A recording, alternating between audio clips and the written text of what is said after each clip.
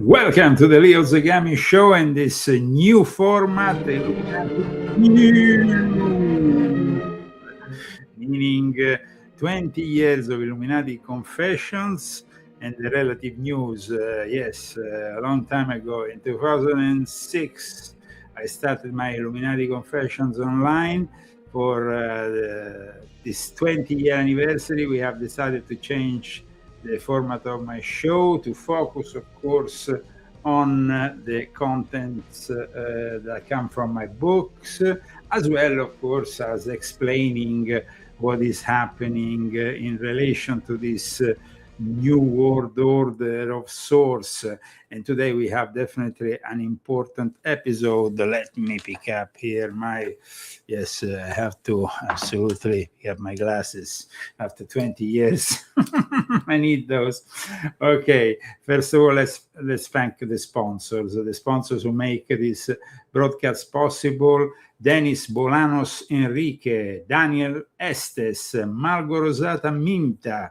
For the sponsors, we usually have our vintage applause, which I find the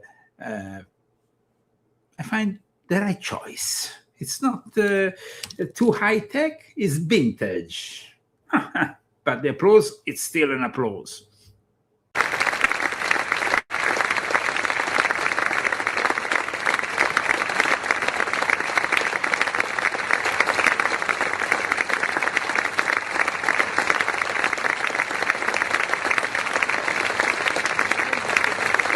If you want to become a sponsor of our show, you can do it. You can do it, of course, also anonymously if you want.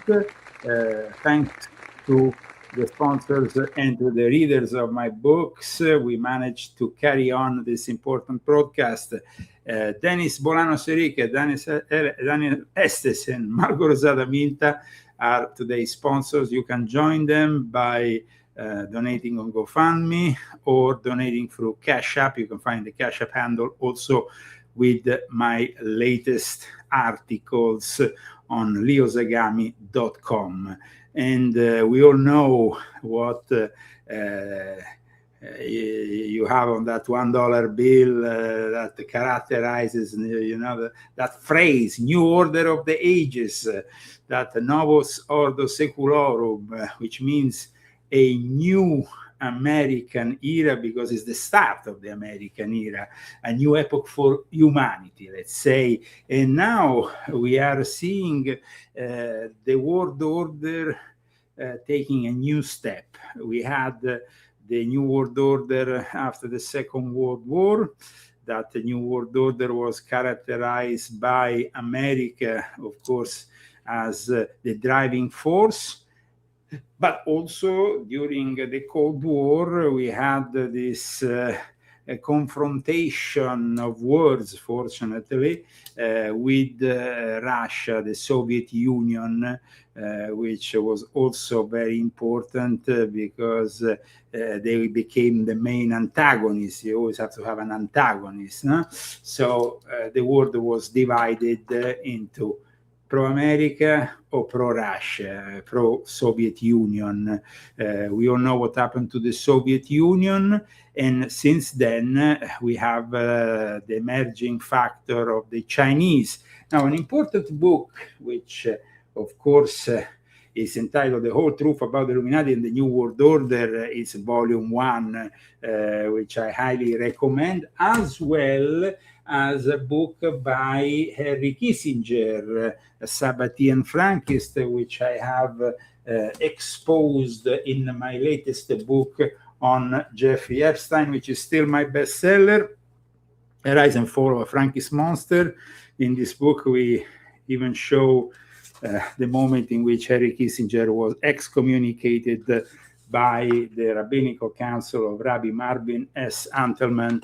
Henry Kissinger was accused of being a Sabbatean Frankist, and he was one of the biggest players of the New World Order. So it's important also maybe to cite his own work. Welcome, everybody. Welcome to this new format, which brings you also more insight from my own books, my own publications. Yes. We have before us the opportunity to forge for ourselves and for future generations a new world order. Ladies and gentlemen, the very word secrecy is repugnant in a free and open society. Illuminati News. Free and independent. Welcome to our show. We have before us the opportunity to forge for... Yes, we have the opportunity. Don't worry, Bush. We have the opportunity, but we are already seeing also this new world order being characterized by free players, and it's a new world order which in a way replicates what we already saw in George Orwell's 1984.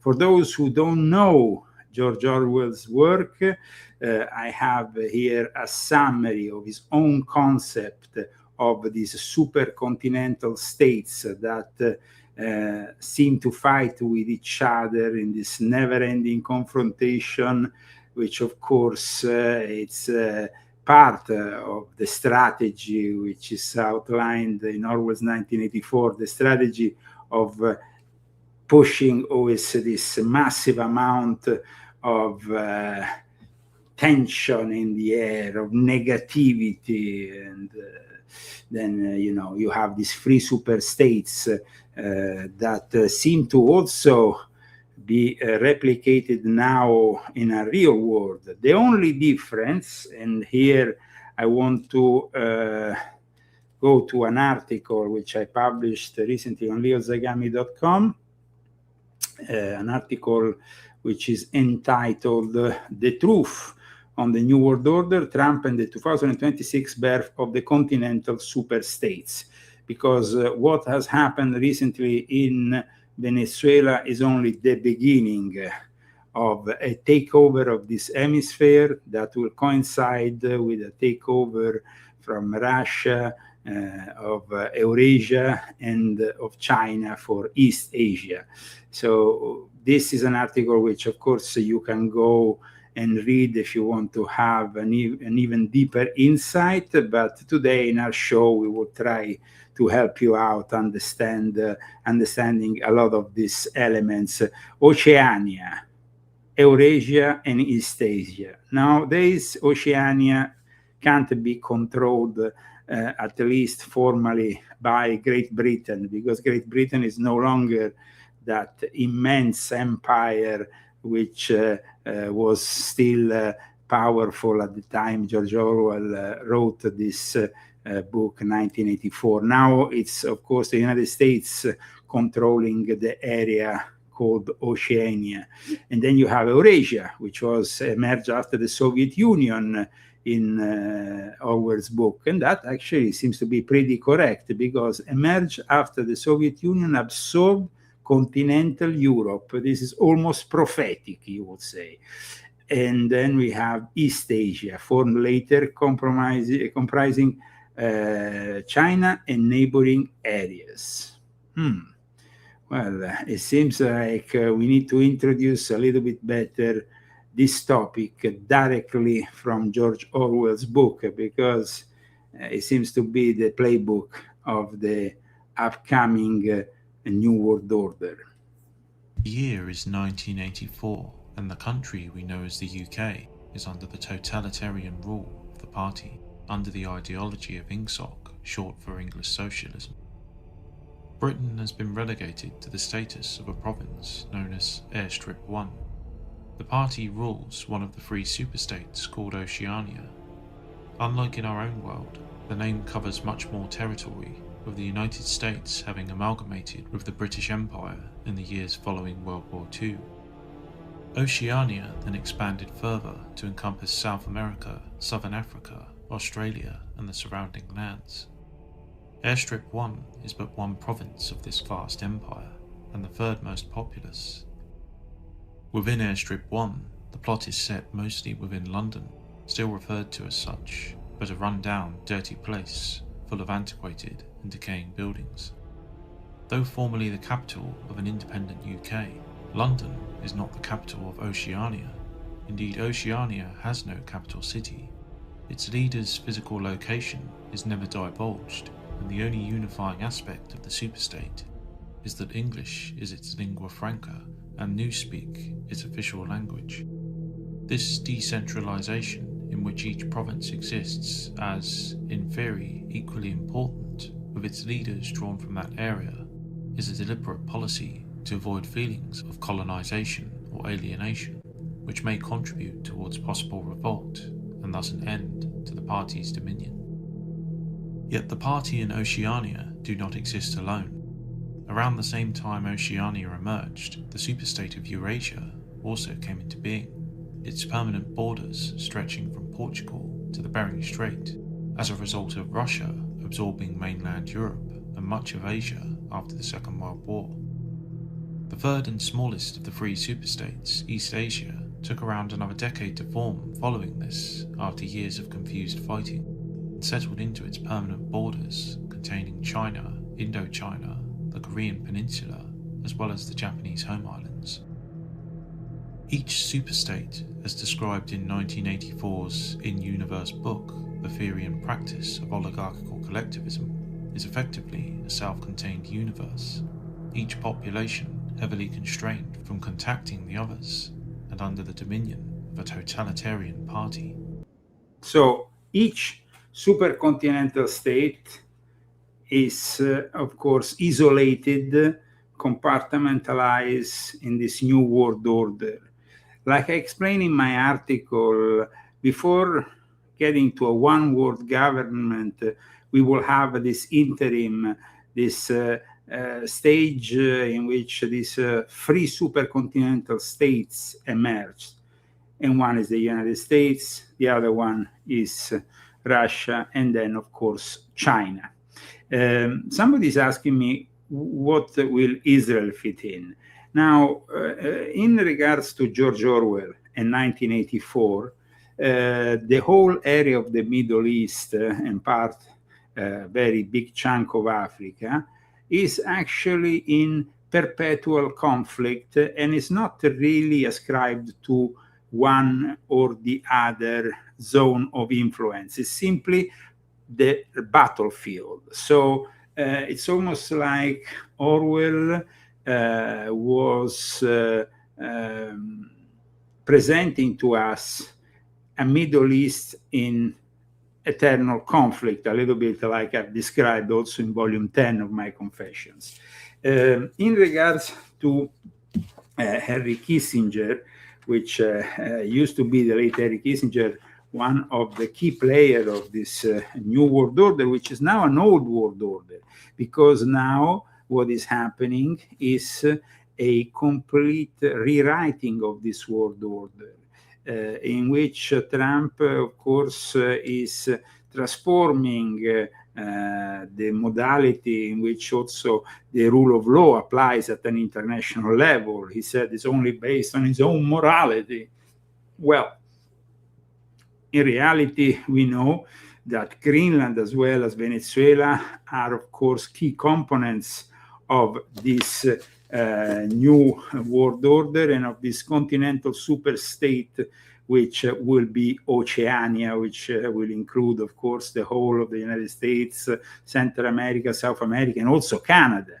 Canada is also going to become sooner or later part of this supercontinental state. And at the same time, Maduro's capture might seem a blow to China or Russia, but in reality is already being held as a blueprint for what is going to happen in Taiwan, because to each their own piece of the cake. The New World Order will be basically led by these free forces.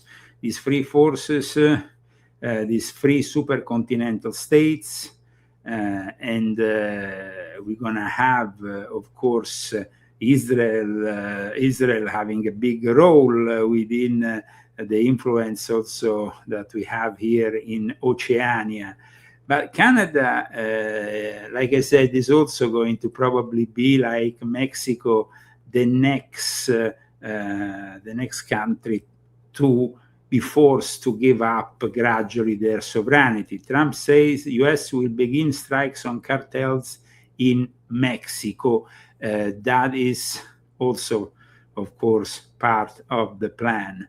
Like I said, the New World Order is not really ever, and I explained this in volume 1 of my Confessions, controlled by a specific country. It's rather controlled by an elite, a group of people. We have said this is a pyramid which at the apex, like I showed in volume 12 of my Confessions, there is the eye of the Jesuits, as well as the key role of the Sabbatean Frankists, which I've also outlined in The Rise and Fall of a Frankist Monster. Imagine that only 1% of Epstein files have been made public. But it seems like the majority of people in the MAGA movement have been busy either fighting each other in this kind of MAGA civil war, or either distracted by these never-ending wars that, of course, were not promised by Donald J. Trump when he was running for president, as he was promising America first. Now we have also Iran, which is, of course, rallying around the son of the former Shah. We have discussed this in the past here at the Leo Zagami show. The Iranians are ready for Reza Pahlavi, who is the son of the last Shah of Persia, of Iran, that will now be able to move into his old position. I have written a couple of articles which I published in June of last year. One is this one, Secret Meaning of Israel Operation Rising Lion, as Trump demands unconditional surrender, and the Grand Lodge of Iran in exile prepares for the return of the Pahlavi dynasty. Then we have also another article, always based on this topic, which I suggest you go and read at riozagami.com, Iranian Freemasonry versus Khamenei, the reincarnation of Zahak and the war between good and evil. Now, that good and evil is not so clear any longer, because in this new world order, there is no ethic and moral superiority from one side or the other.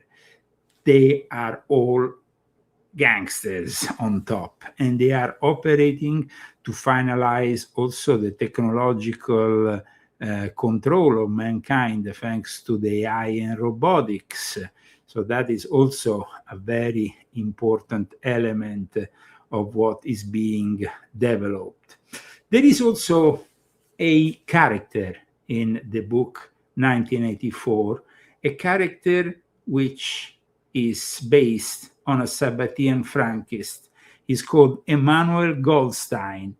And he seems to antagonize the Big Brother character in 1984. By the way, the Big Brother character is nameless because in reality it could well be a artificial creation in the future that could be the cyber Satan taking over and ascribing it maybe a name just for convenience.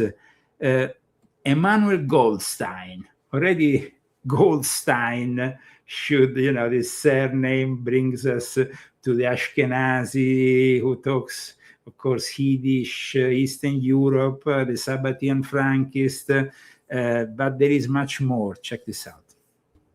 In George Orwell's 1984, the two most famous men in the superstate of Oceania are undoubtedly Big Brother and his arch-rival Emanuel Goldstein. Interestingly, however, there is considerable doubt as to whether either man actually exists. Welcome to 1984 Lore, and today we shall ponder the existence of Emanuel Goldstein, based on what we know from the novel. Emanuel Goldstein, of course, is introduced to the reader in the very first chapter of the story. He is always the principal villain depicted on screen in the daily 2 Minutes Hate, though the theme varies from day to day. Goldstein, according to party history, had been an early leader of the party and almost on a level with Big Brother himself. If we indulge in the party history for a moment, then the approximate date of his disaffection and exile was sometime in the early 1960s. By the middle of that decade, the party had seized power and was in a period of great purges that eventually left Big Brother as the undisputed leader of the party by about 1970. Other leaders and influencers had certainly existed at this time. Winston himself recalls the last three of them, Jones, Aronson and Rutherford, who are covered in their own dedicated video on this channel. Rutherford had been a cartoonist and caricaturist for the party, and even after his own denouncement, arrest and curing in the Ministry of Love, his cartoons still occasionally appeared in the Times. By the time of the fall of these three men around 1965, Goldstein had also fled and was in hiding somewhere. An interesting, if admittedly weak link between these characters is the Chestnut Tree Cafe. The cafe has a dark aura to it in the novel, both as a haunt of broken individuals released by the Thought Police, but also as a former magnet of dissidents and, it is even said, of Goldstein himself. The link may be innocent enough, though it's tempting to see it as a deliberate connection of these men. We know that Jones, Aronson and Rutherford certainly existed and were the last prominent rivals to Big Brother, since we also have Winston's very real recollection of them broken in the cafe, and the shady knowledge Goldstein too sometimes patronised the place. We do have a sliver of connection to a real man. On another point, in contrast to Big Brother, who is nameless and hence arguably even more mysterious than his arch-enemy, Goldstein does have a definite name. Of course, out of universe, the name is almost certainly specifically chosen, given the character is based on Lev Bronstein, better known to history buffs as Leon Trotsky. And Leon Trotsky was the guy who I also cite here in my latest book, had a key role, of course, in the Russian Revolution, in relation also to a very important bank and also to a very important, two very important families. So this is something that you can discover by reading my book, but I can anticipate at least one thing regarding this bank, which I think has a very important role in the New World Order. It does no longer exist, but it was a very important multinational investment bank. It was founded by Abraham Kuhn and his brother-in-law Solomon Loeb. It became the way the Rockefellers linked to the Sabbatean Frankists and of course the Jacob Schiff, who was Loeb's son-in-law, had a key role, and Jacob Schiff was also Trotsky has undenied key figure in financing Trotsky, as well as a key figure in a family which had a long history connected to the Sabbatean Frankists. This is Jacob Schiff. But I repeat, then there is also the link with the Rockefeller family.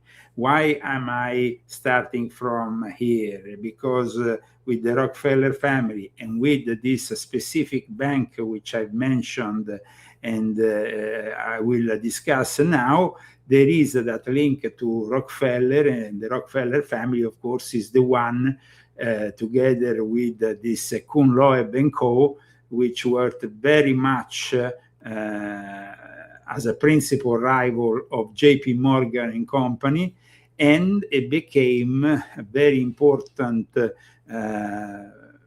bank in the very early stages of the work conducted by another great protagonist of the New World Order, that is Nelson Rockefeller. Now, it's very important for me to show you who Nelson Rockefeller was, but before that, of course, I wanted to explain you a little bit the role that these Sabbatean Frankist bankers had in the development of the Soviet Union, because they were the ones that ended up helping out Trotsky when nobody wanted to help out Trotsky. They were the ones who went there and helped out Trotsky with this revolution that, of course, changed forever the history of Russia. Orwell's, at least, with Orwell's big baddie in the novel, having himself been a prominent leader of the Bolsheviks in the earlier years of the October Revolution and Soviet Union. Trotsky led the Red Army during the Civil War and was supposedly primed to take over from Vladimir Lenin as the leader of the Soviet Union when the latter died, only for the big brother-like Joseph Stalin to take the reins instead. Trotsky too wrote a book, The Revolution Betrayed, published in 1936, and moved about in exile before settling in Mexico. Unlike Goldstein in 1984, however, Trotsky did not escape the party and was assassinated via ice pick, dying on 21st of August 1940. This seems to be an interpretation heavily favoured in adaptations of the novel too, the Radford film of 1984 for example, depicting the lean Jewish face of Goldstein with the goatee beard described, which of course resembles Bronstein of our world. The point here, in universe, is the specificity of his name. Of course, even if Goldstein were a completely fabricated character within the party history, he would still need a name, or title at least, like Big Brother. However, given we know of his connection to real-world Bronstein, and that he too was an individual maligned and despised by Stalin and other Bolshevik leaders.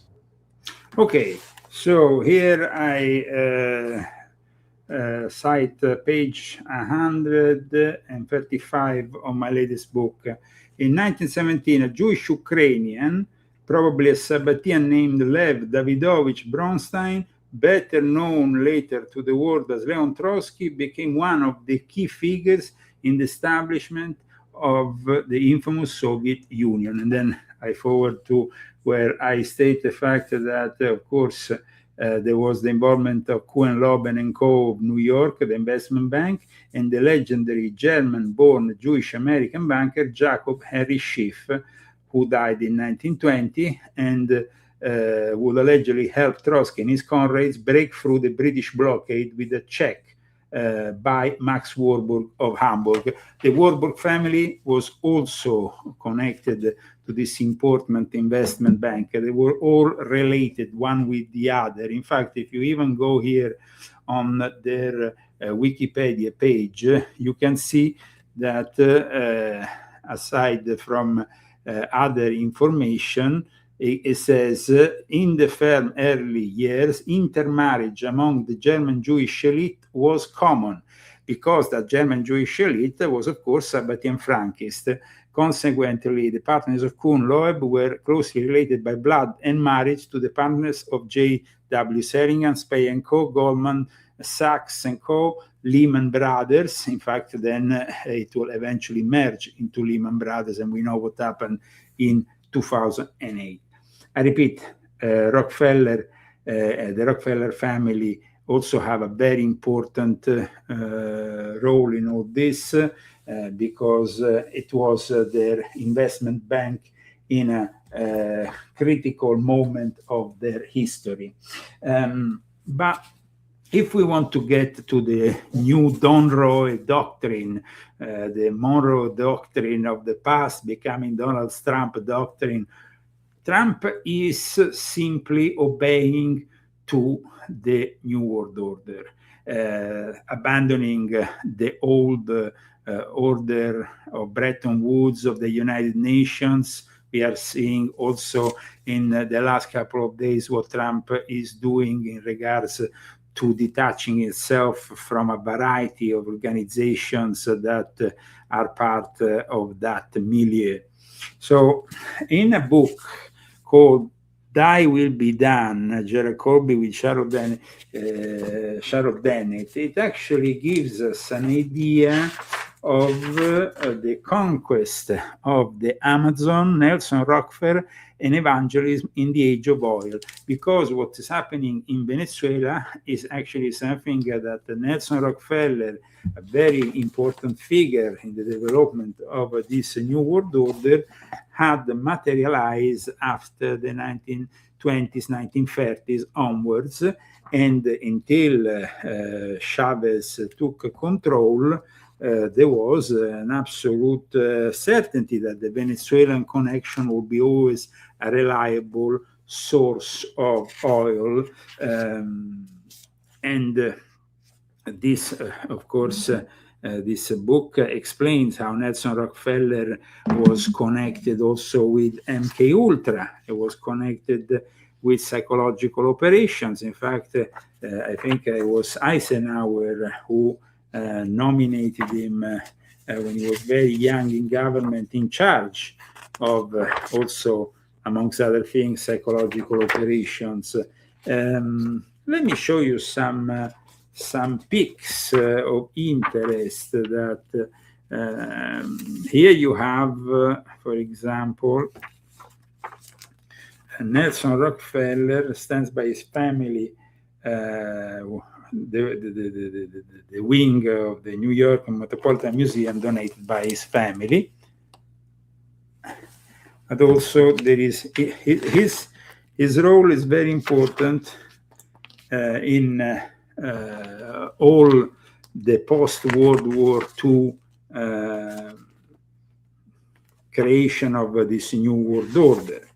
And of course we have his friend Henry Kissinger. Let's not forget that Nelson Rockefeller was also connected to what they called the Rockefeller Republicans. His role in politics in America was very influential. So aside from being a part of this important family, who, as I've shown you, was working hand in hand with the Sabbatean Frankists, because Paul Warburg, Felix Warburg, Mortimer Schiff, Benjamin Buntenweiser, Levi Strauss, Sigmund Warburg, founder also of S.G. Warburg, an important investment bank in London, they were all interconnected with the investment house, with John D. Rockefeller. They were the investment house of John D. Rockefeller. And I'm not stating anything conspirational here, but just realistic.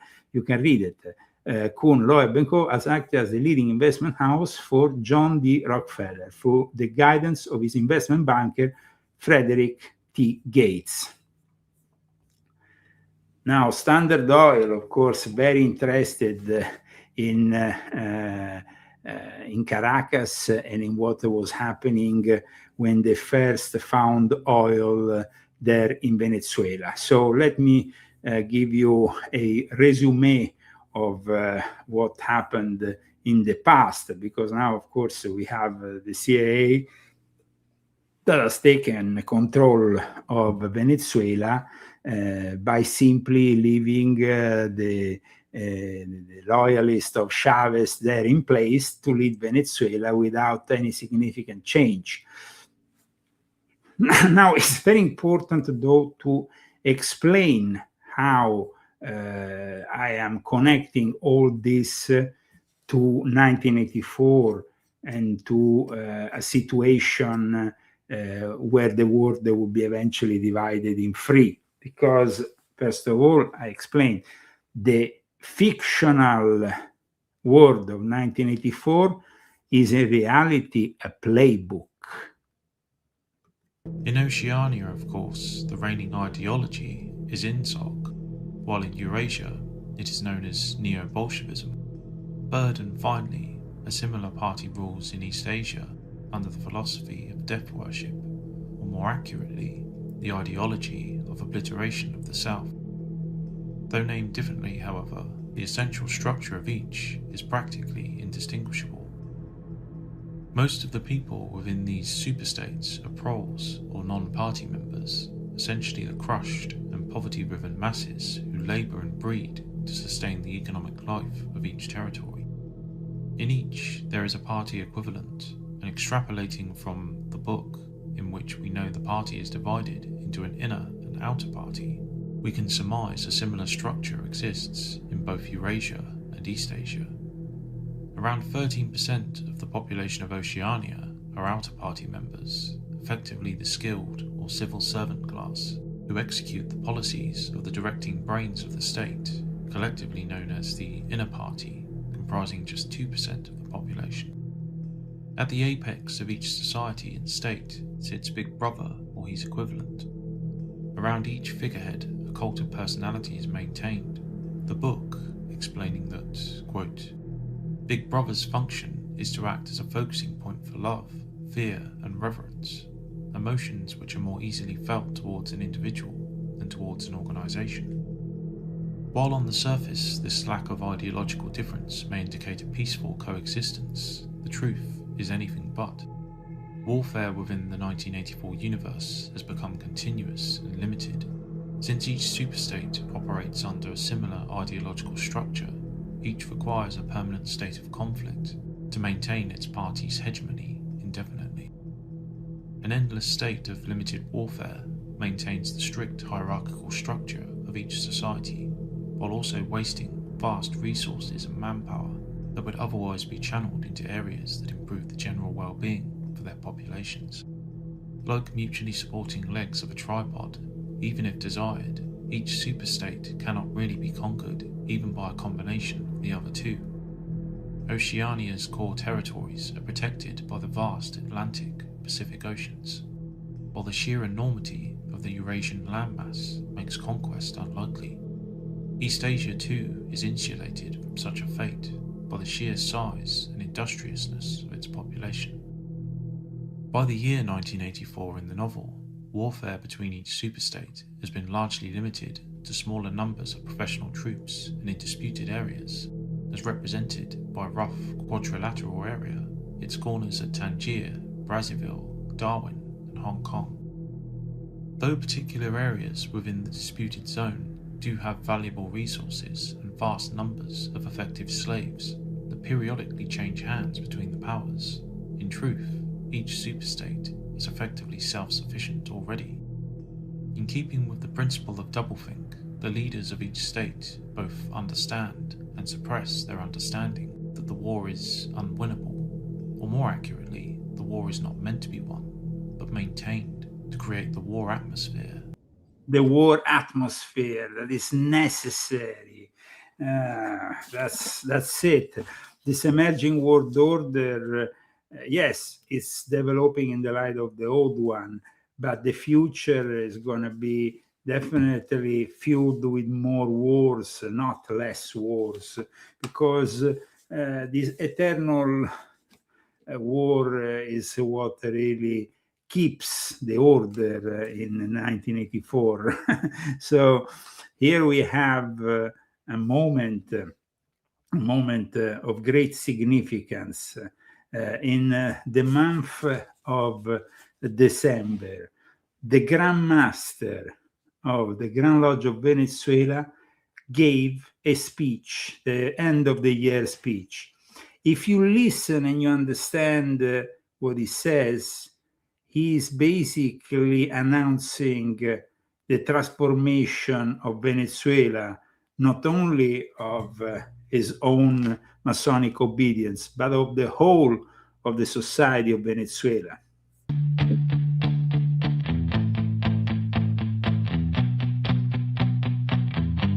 Here we have, of course, the headquarters of the Grand Lodge of Venezuela and his Grand Master, who is a very influential guy. La gloria del gran arquitecto del universo, salud, fuerza y unión. Queridos hermanos, en este 16 de diciembre quiero expresar mis más sinceras felicitaciones a todos aquellos que han participado en los procesos de elecciones e instalaciones en nuestras logias. A los venerables maestros electos y reelectos, así como a todas las dignidades y oficiales de las logias jurisdiccionadas. Les agradezco por su compromiso y dedicación al trabajo masónico. Su esfuerzo es el reflejo de una masonería que avanza, que crece y que se adapta a los nuevos tiempos que se adapta a los nuevos tiempos que estamos viviendo. So a form of Freemasonry that is adapting to the time we are living. Let's not forget that Simon Bolivar, one of the most important figures in Venezuelan history, was also a very important Freemason. And the history of, you have, of course, the Gran Loggia della Repubblica de Venezuela, which is represented by this individual, the Grand Lodge of the Republic of Venezuela, recognized by the majority of Freemasons in Latin America, member of the Inter-American Masonic Confederation. And then you have, of course, some irregular obediences, which have been created a little bit like in Italy, moments of turmoil. And that's where we have, of course, the Grand Lodge of the United States of Venezuela. Then you have the Grand Lodge of the East, the Sovereign Grand Lodge of Craft of Venezuela. There is the existence of dissident groups.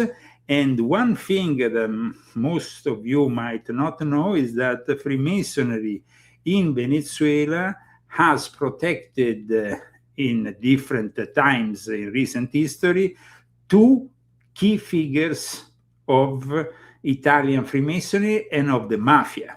I'm talking about Licio Gelli from the P2 Lodge, the worshipper master of the P2 Lodge, who was in Venezuela until 1987 when he gave himself up to the Swiss authorities, who later on sent him to Italy.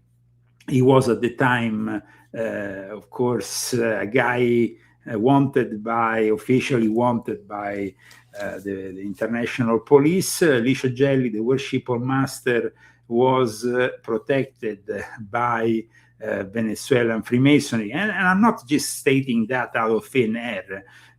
Even in this article, which was published immediately after his death by Quotidiano Nazionale, they specifically talked about the fact that Licio Gelli, after the names of the P2 part of the names, only 962 out of 2,500 in reality, had been discovered and made public. But as you can see here, it says he found refuge in South America, where he stayed a long time between Venezuela and Argentina. Then there is another figure of great importance who took Venezuela as his refuge because of the brilliant connections that Venezuelan Freemasonry has. The guy I'm talking about is Matteo Messina Denaro.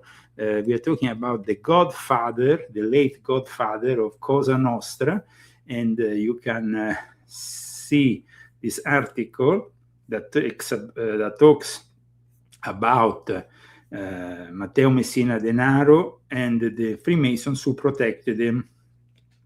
Matteo Messina Denaro, I repeat, was the godfather of Cosa Nostra. He will be eventually arrested 3 years ago, only when he was almost at the last stage of his cancer, and so he was about to die. So that's when he gave himself up, basically, but he was protected by Freemasonry in Italy and internationally. And in fact, here, if you check out, it says traces of the head of the mafia were found from Sicily to Venezuela, and also England and Spain. Venezuela. Matteo Messina Denaro, like I said, was the head of Cosa Nostra. I mean, you're talking about the mythical godfather, and he was the godfather, and he was also protected by Freemasons in Venezuela. This is Matteo Messina Denaro. This is an old pic of Matteo Messina Denaro, who for decades was on the wanted list of the police internationally. It says here, the Italian boss from Castelvetrano. He was considered to be one of the leaders of the Cosa Nostra after the arrest of Bernardo Provenzano and Salvatore Lo Piccolo. And Messina Denaro became a fugitive on the most wanted list of the Italian Ministry of Interior in 1993. And like I said, amongst other places, he was also in Venezuela. CIA connected, of course, because the CIA works hand in hand with Cosa Nostra since the times of Lucky Luciano, when Lucky Luciano got the United States, America, to invade starting from Sicily. Now, let me read some citations from Henry Kissinger in regards to the United States and how they've been acting for a long time. In this book, Henry Kissinger states that Venezuela is a territory of the United States, basically, is under the control of the United States, and that the United States always saw their neighbors as areas of influence in this hemisphere. And it says here that for Thomas Jefferson, America was not only a great power in the making, but an empire for liberty, an ever-expanding force acting on behalf of all humanity to vindicate principle of good governance. As Jefferson wrote during his presidency, quoting Thomas Jefferson, "We feel that we are acting under obligation not confined to the limits of our own society. It is impossible not to be sensible that we are acting for all mankind, that circumstances denied to others but indulged to us have imposed on us the duty of proving that what is the degree of freedom and self-government in which a society may venture to live its individual members." So at that point, even before the Monroe Doctrine came around, there was always the perception that wherever the United States was bringing its influence, it was an extension of its values. And its values, of course, as Kissinger explains, were the values also partly imported with the various Christian sectarian realities, like the Puritans, for example. No? Now, in regards to China, Asia and the international order in China, Kissinger played a key role with his strategy of mutual deterrence based on the nuclear arsenal, the growing nuclear arsenal of both the United States and the Soviet Union. And that brought the New World Order after the Second World War, because China didn't have a nuclear arsenal. And for that reason, Taiwan stayed independent. Now, things have changed. And China, of course, has a different take on things that even Kissinger outlined already in this book, that basically in the sinocentric vision of things, the view of Chinese, the emperor of China had already in the old days of the empire, China saw itself as being the owner of earth, of everything under heaven. So it was like China formed the central civilized part, the middle kingdom, inspiring and uplifting the rest of humanity. So they already saw themselves as the guys who ruled this planet.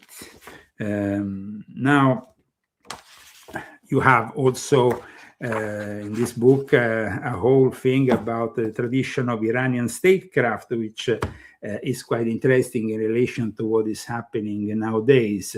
We have seen, of course, the message that was sent by Pahlavi, who said now is to occupy, is not only to protest, but to conquer all the centers of power, all the cities, because we are talking now openly of a regime change, of course, that is about to happen there in Iran. And here it talks quite a lot about the roughly 2,500 years. There is really a lot of history in also the Pahlavi dynasty, of course, but also in the dynasties that occurred before. In my book here, Confessions of an Illuminati, I explained how this new world order was transforming itself. And like I said, going towards a one world government, but this doesn't happen in a day. First, there is a division between the three major players. So it's not about saying Trump is evil or is not evil. Trump is simply doing what the people behind the scenes are dictating him to do. He is being compromised. If he has only released 1% of Epstein files, there must be some degree of compromise that we are not yet capable of fully grasping. And of course, in all this, there is, in this emerging world order, there is a war against religion, a war against God, and the creation of a one world religion that is already coming together. We see also the Vatican since 2018 with their alliance with China. I've talked about it in volume 12 of my Confessions. There's a whole chapter about the Jesuits in China, because the Jesuits have always been the ones behind the expansion of China and of their influence. If you think about it, Nixon, Kissinger, George Bush could have just ignored China in the 70s. Their fear was that China will, at that point, do what they're doing now, an alliance with Russia, and create a Sino-Russian world order. Well, now their fears are materializing, and China is not really showing us here in America to be our friends or to be thankful for what we have done for them, introducing them to the world of capital, let's say. In the meantime, let's go back to the three supercontinental states that are shaping up in the vision of George Orwell. Maintain each of these self-contained totalitarian societies, despite inherently understanding that the war must be maintained, continuous, and so not won. Even if this were somehow possible, the members of the inner party are yet the most fanatical members of Oceanian society in their fervent belief that world conquest and the destruction of both opposing superstates is an inevitability.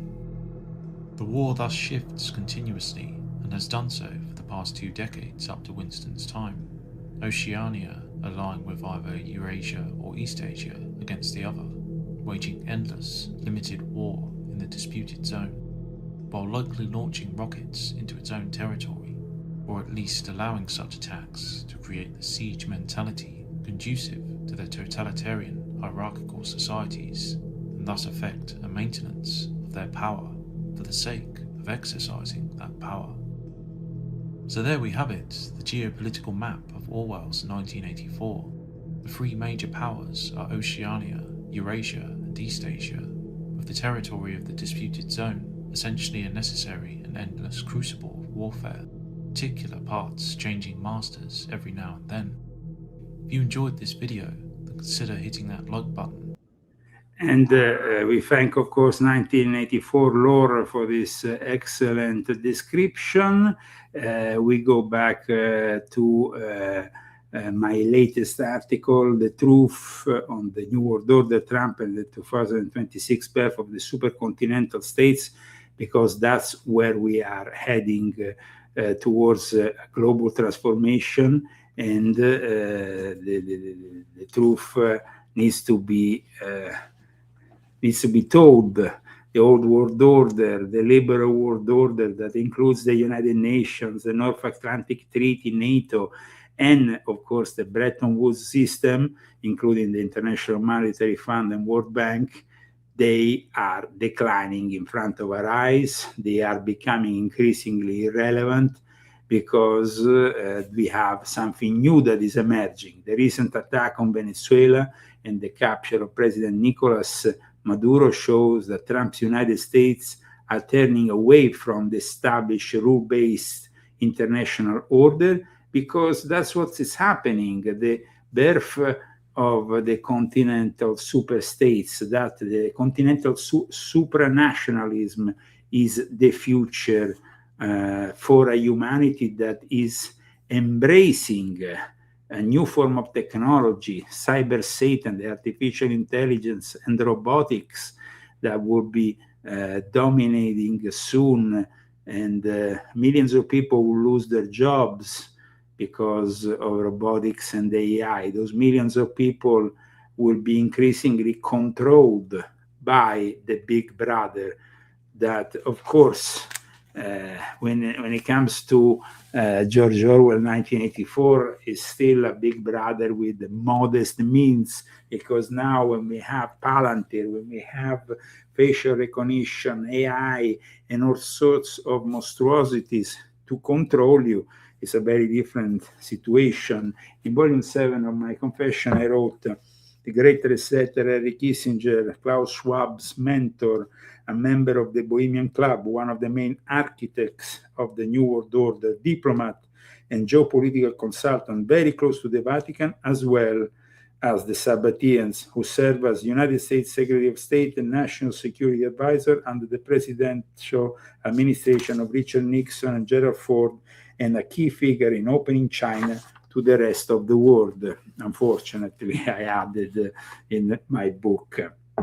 You see, it's really about understanding how the future of mankind is developing, and it's not a future where we'll have small sovereign states.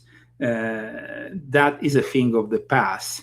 It's about everything is for grabs for the three great powers that are emerging in this world order. Emerging, of course, in the light of the old one. And like I stated earlier, one of the key figures is also the antagonist, Emmanuel Goldstein. It's at least likely that Orwell intended him as a real individual, at least earlier on in the history of the world. I think we can infer Goldstein's story as likely true, given that we know about Ingsoc philosophy on power, funnily enough outlined in Goldstein's book, The Theory and Practice of Oligarchical Collectivism. Though the book is eventually revealed by O'Brien as a fabrication of the Thought Police, partially written by himself, O'Brien, for what it's worth, does admit that the contents are true as description, even if its program for the ultimate destruction of the party is nonsense. In the book, it's explained that since the new ruling class, or high, knew exactly why they had seized power, that is, for the sake of that power, the high or inner party understood they must carefully structure society in such a way as to retain their power indefinitely. Part of their strategy for achieving this was realizing that such absolute power must be collective. Groups such as the Catholic Church, for example, that are adoptive and collective, can endure for hundreds, sometimes thousands of years, whereas systems in which power is heavily concentrated into a handful of individuals will likely fall sooner to revolution, the wheel of history turning once again. The wheel of history is turning once again. Just check out this article, for example. Germany's globalist president says US destroying world order, because we are destroying the old world order, and we are embracing something new. We don't necessarily think that this new realization, this new product would be better than the old world order. Actually, with the technology that this new world order has at its disposal, it's probably going to be even worse. People don't know that also there is a rich history of the Jews in Venezuela. There were records of groups of Marranos, Spanish and Portuguese descendants, who had been baptized to the Catholic faith, but in particular the Marranos who were accused of, because the Marranos were not the conversos, they were not the genuine converts. They were still practicing in secret Judaism, a little bit like what happened with the Shabbatai Zevi later on, and the Sabbatians who became the Domé. Now, since Hugo Chavez took power in 1999, there was a lot of tension between the government and the Jewish population. But then this tension kind of faded out with Maduro. Maduro, who is, people might not know that, Maduro is a Sephardic Jew, is a Sabbatian Frankist. Is a Sabbatian Frankist of the worst kind. Maduro is the typical Sabbatian Frankist who converted to the Catholic faith. We can also write Sephardic Jewish origins. Let me show you. So you can see. So Maduro is a Sabbatian Frankist. It's not simply cited the Sephardic Jewish roots, but his own statements in the public leave his Jewish status unconfirmed, because as old Sabbatian Frankist, he was still very critical of the Jews. You see, the grandparents were Jews from a Sephardic background who later became Catholic in Venezuela. That is a typical Sabbatian Frankist mentality. Welcome to the Leo Zagami Show. I see there is a lot of people who are tuning in. Please share this video, put like if you enjoyed it, and support us with the donations and also with the purchase of my books. Like I said, the motto of the $1 bill is Novo Ordo Secularum. And this motto is very important because this dollar bill was designed by Freemasons and influenced by Masonic symbolism. And it's very important to listen to this passage cited here on a book called Ancient Egypt and Islamic Destiny by Mustafa al-Amin. He cites actually the secret teachings of all ages of Manly Piol, stating, if anyone doubts, so this is Manly Piol, the presence of Masonic and occult influence at the time of the Great Seal was designed, it should give due consideration to the comments of Professor Charles Eliot Norwood of Harvard, who wrote concerning the unfinished pyramid and the all-seeing eye, which adorned the reverse of the seal, not only were many of the founders of the United States government Mason, but they received aid from a secret and august body existing in Europe, which helped them to establish this country for a peculiar and particular purpose known only to the initiated few.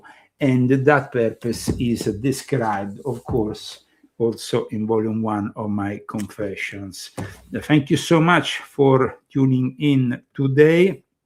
I've also showed you briefly the Grand Master of Venezuelan Freemasonry. Más que nunca es esencial reconocer la importancia de premiar el trabajo bien realizado. En un contexto donde la masonería venezolana se encuentra en un proceso de evolución y progreso.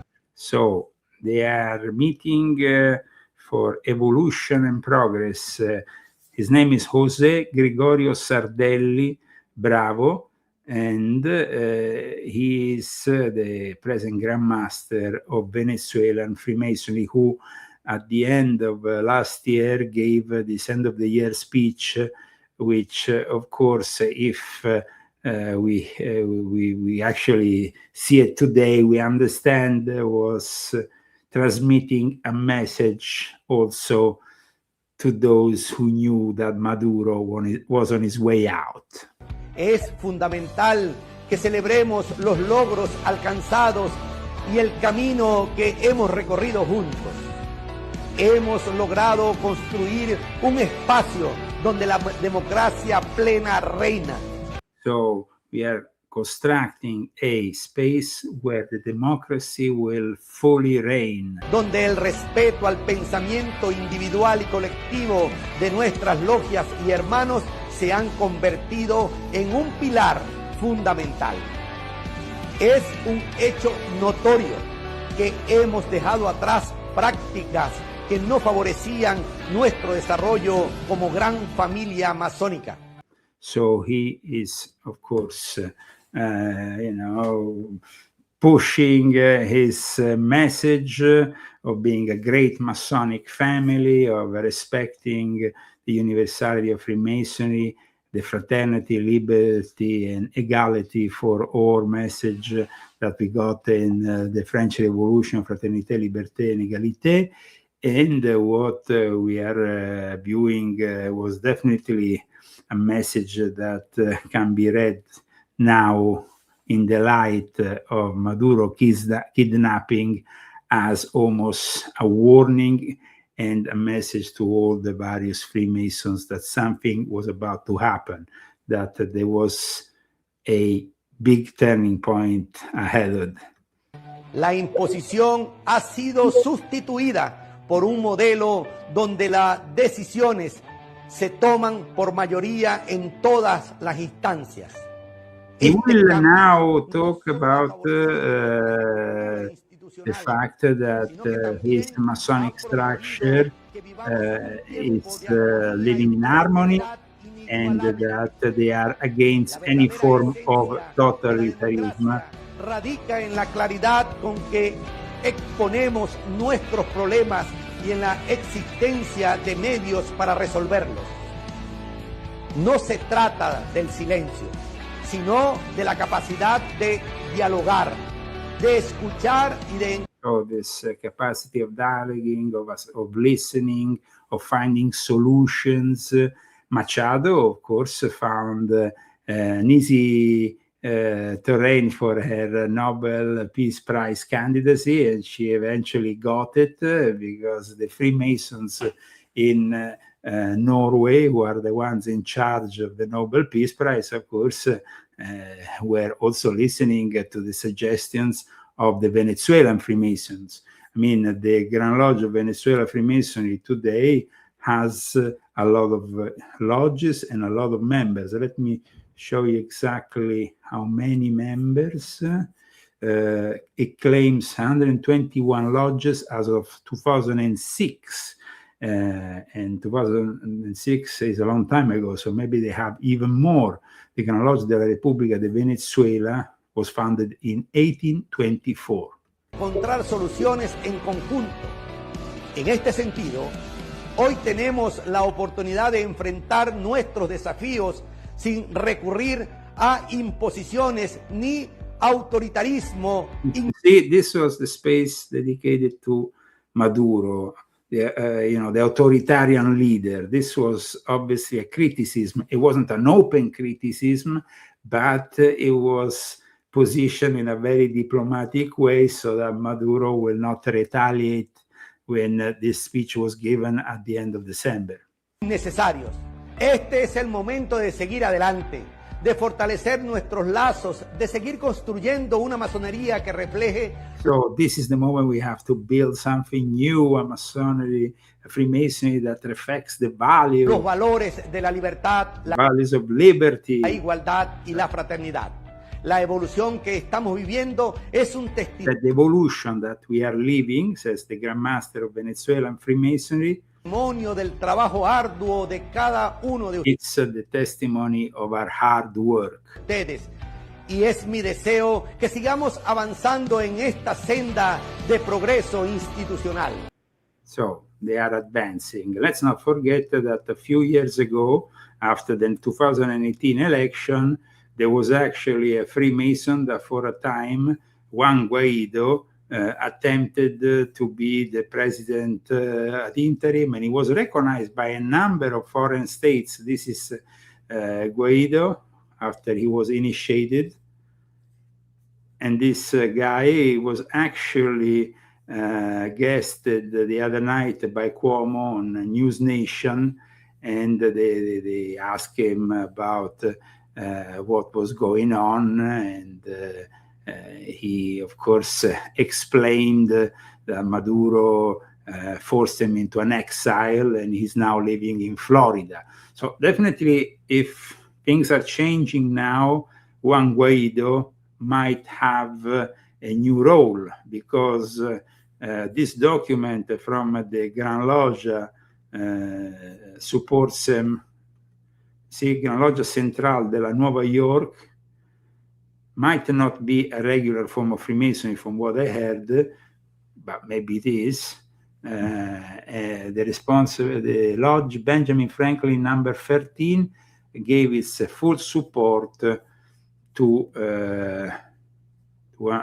this gentleman in Caracas on the 23rd of January 2019.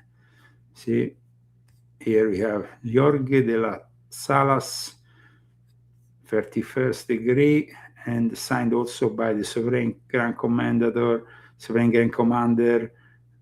Alberto Berisbezia.